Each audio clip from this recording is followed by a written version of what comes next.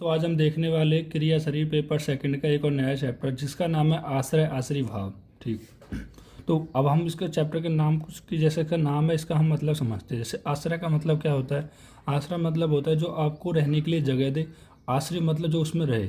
जैसे कि आप अपने घर में रहते हो तो आपका घर क्या हो गया? आश्रय हो गया। और आप उसमें रहते तो आप क्या हो गए? आश्रय हो गए।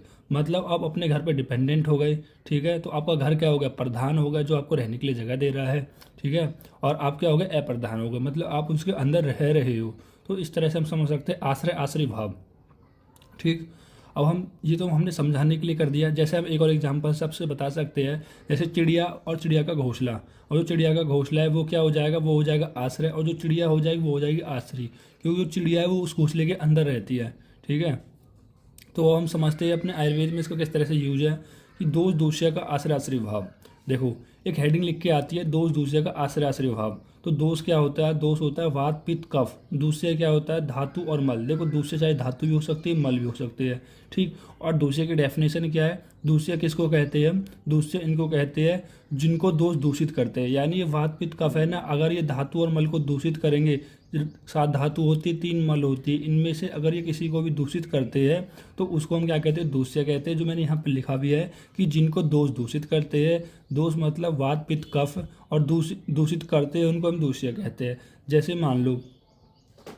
मान लो पित्त दोष है। पित्त दोष आपकी रस धातु को दूषित कर रहा है, रक्त धातु को दूषित कर रहा है, कोई भी धातु को दूषित कर रहा है तो वो क्या कहलाएगा? वो कहलाएगा दूष्य है। कि जो भी दोष जो धातु और मल को दूषित करते हैं उसी को हम क्या कहते हैं? दूषित कहते हैं। अब आश्रय आश्रय का भाव मैंने आपको बता दिया है। और आश्रय आश्रय का एक और देखो यहाँ पर लिखा हुआ है कि एक की वृद्धि करने पर दूसरी वृद्धि होगी। ठीक है। यदि आपका आश्रय बढ़ेगा तो आश्रय भी बढ़ेगा। ठीक है। इन एग्जाम्पल से आप रिलेट मत करना। घोषणा घर वाले ये तो मैंने समझाने के लिए बताया था आश्रय आश्रय भाव को। लेकिन यहाँ पर रूल यही है आश्रय आश्रय भाव का। यदि हम आयुर्वेद में आश्रय को बढ़ाएंगे तो आश्रय भी बढ़ेगा। जैसे कि आश्रय क्या हो जाएगा? मान लो ये दोष हो जाएंगे और आश्रय क्या हो जाएंगे? दूष्य हो जाएंगे। अभी मैं समझाता हूँ कैसे। देखो जैसे मान लो आपकी बॉडी में वात है या पित्त है, कफ कोई भी हो सकता है। जैसे वात कहाँ पर रहता है? एब्डोमेन में रहता है। मतलब हम नाभि के नीचे नीचे वात को मानते हैं। ठीक। तो वात का स्थान मान लो अमाशय में हो गया। ठीक है।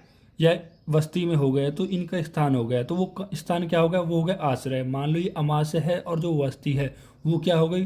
वो हो गई आश्रय। ठीक। मतलब वो उनके लिए क्या दे रहा है? रहने के लिए जगह दे रहा है। और दोष उसके अंदर रह रहा है तो वो दोष क्या हो जाएगा?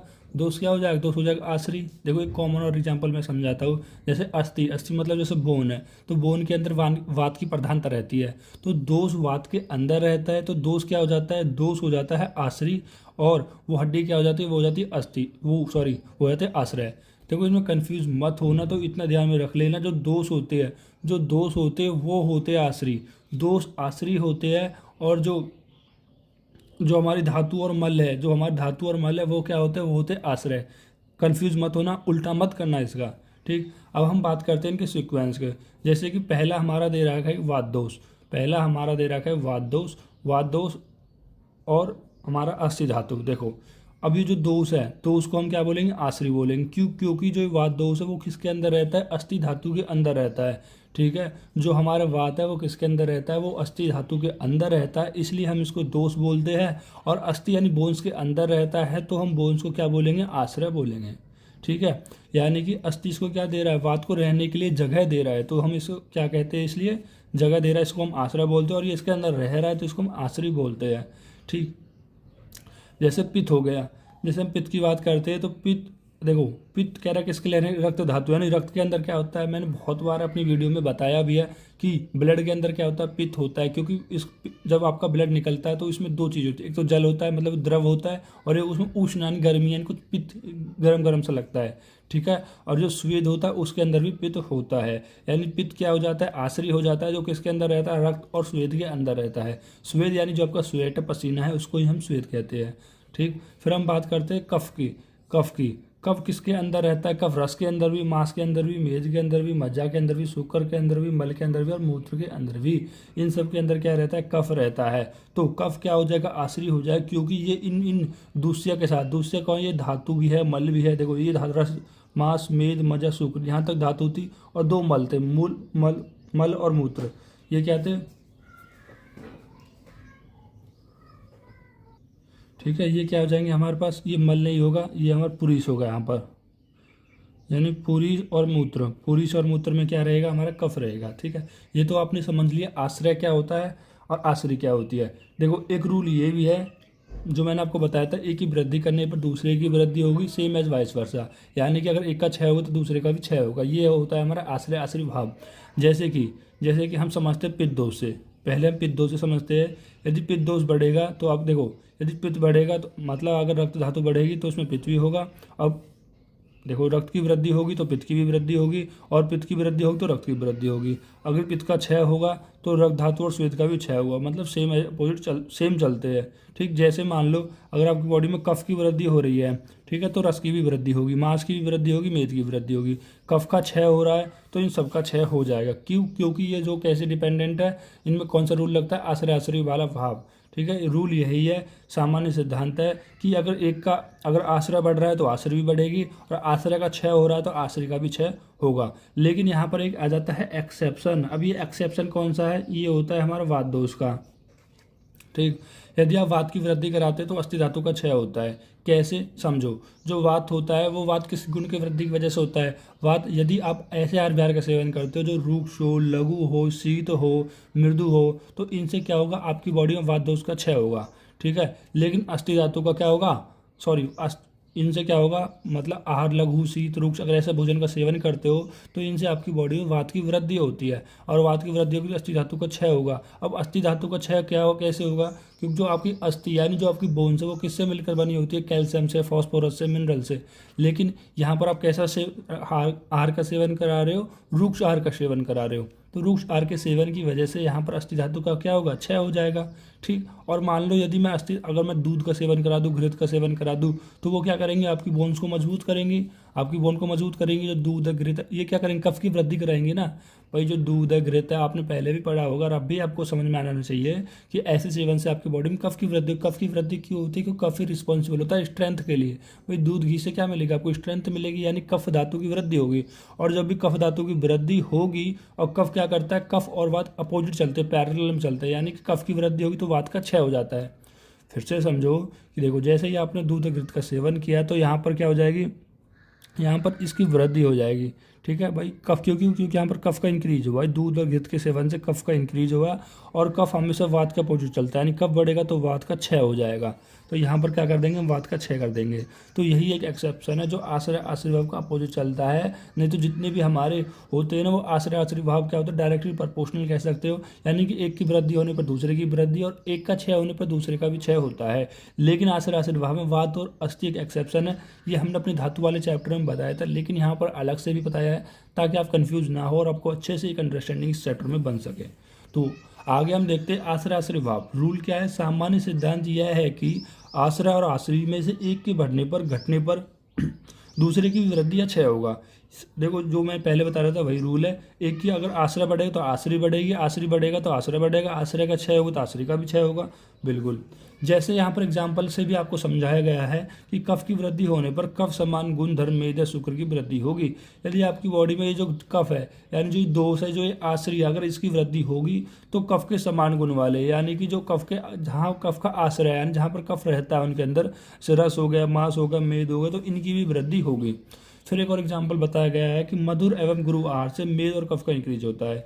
यदि आप ऐसा खाना खाते हो जो मधुर हो, मधुर यानी जो मीठा हो, गुरु मतलब जो भारी हो, अगर आप ऐसा खाना खाते हो तो जैसे कि गुरु का, जैसे कि आपका केला है, ये क्या गुरु खाना है। ठीक है, अगर आप ऐसा खाना खाते तो आपकी बॉडी में मेद धातु की वृद्धि होगी, और मेद की वृद्धि होगी तो यहाँ पर कफ की भी वृद्धि होगी। यानी दोनों कैसे होते हैं, वो डायरेक्टली प्रोपोर्शनल होते हैं। आश्रय आश्रय में कोई भी बढ़ेगा तो दूसरा भी अपने आप बढ़ जाएगा। फिर एक और बताया गया है कि अगर रूक्ष आहार का आप सेवन करते हो तो उससे कफ का क्या हो जाता है, कफ घट जाता है। ठीक है, अगर आप रूक्ष आहार का सेवन करते हो तो कफ का क्षय हो जाता है, और कफ के क्षय होने की वजह से रस, मांस, मेद, मज्जा, शुक्र का भी क्षय हो जाएगा। ये कुछ एग्जाम्पल से समझाया गया है आपको। आई थिंक आपको अच्छी चीज़ समझ में आ गया होगा। ठीक, अब हम पढ़ते थे, देखो हमने एक्सेप्शन भी लिख रखा है कि वात और अस्थि धातु इसके उपवाद है, यानी एक्सेप्शन है। रीजन क्या है कि रूक्ष, लघु आदि गुणों से वात की वृद्धि होती है। जब आप कैसा आहार लेते हो, रूक्ष लेते हो जो लघु हो, अगर ऐसे गुणों वाला आप आहार विहार लेते हो तो इनसे आपकी बॉडी में वात की वृद्धि होती है। और जब भी वात की वृद्धि होगी तो कफ का क्षय होगा, और जब कफ का क्षय होगा तो कफ किसके लिए रिस्पॉन्सिबल है, हमारे अस्थि धातु को मजबूत करने के लिए, ठीक है। कफ का क्षय हो गया यानी कि जो अस्थि धातु का अपोजिट होगा, लेकिन यह गुण अस्थि का छीन करने वाला होता है, यानी बोन को छीन करने वाला होता है, क्योंकि कफ का क्या हो रहा है, क्षय हो रहा है। जब कफ का क्षय हो रहा है तो आपके जॉइंट्स ढीले हो जाएंगे, आपकी बोन कमजोर हो जाएंगी, क्योंकि कफ धातु का काम क्या होता है, अपने जो बोन्स होते हैं इनको मजबूत रखना, जॉइंट्स को मजबूत बनाए रखना। जबकि मधुर गुरु आदि गुण धर्म वाली वस्तुओं का अस्थिवर्धक एवं त्वचा करती है। जबकि अगर आप ऐसी मधुरा का सेवन करते हो जो मधुरो गुरु, तो इनका गुणधर्म क्या होता है, गुणधर्म वाली वस्तुओं को, यानी ये क्या करेंगी, ये करेंगी कफ की वृद्धि, और कफ की जब वृद्धि करेंगी और कफ की वृद्धि होगी तो हमारी जो मजबूत हड्डियाँ मजबूत करेंगी, हड्डियाँ को यानी अस्थिवर्धक होंगे। और जब यानी कफ इंक्रीज हो रहा है तो कफ इंक्रीज हो रहा है तो वात का क्षय हो जाएगा। तो यहाँ पर लिख भी रहा है वात का क्षय करती है। कफ क्या करेगा, यहाँ पर अस्थि को इंक्रीज करने का काम, अस्थि की डेंसिटी को बढ़ाएगा, और वात के क्षय और कफ बढ़ रहा है तो वात का भी क्षय हो जाएगा। फिर हम बात करते हैं एक इम्पॉर्टेंट पॉइंट, देखो आश्रय भाव वो बदलते रहते हैं, ठीक है, वो बदलते रहते हैं। जैसे मैं अभी आपको समझाता हूँ, जैसे किसी को देखो आश्रय क्या होता है, जो किसी को आश्रय दे। आश्रय क्या होता है, जो दूसरे पर आश्रित हो। क्या होता है आश्रय, क्या होता है, जो किसी को आश्रय दे।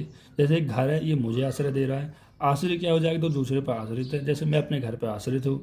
अब जैसे यहाँ पर एग्जाम्पल से समझाया गया है कि देखो दोष, दूष्य और स्रोतस।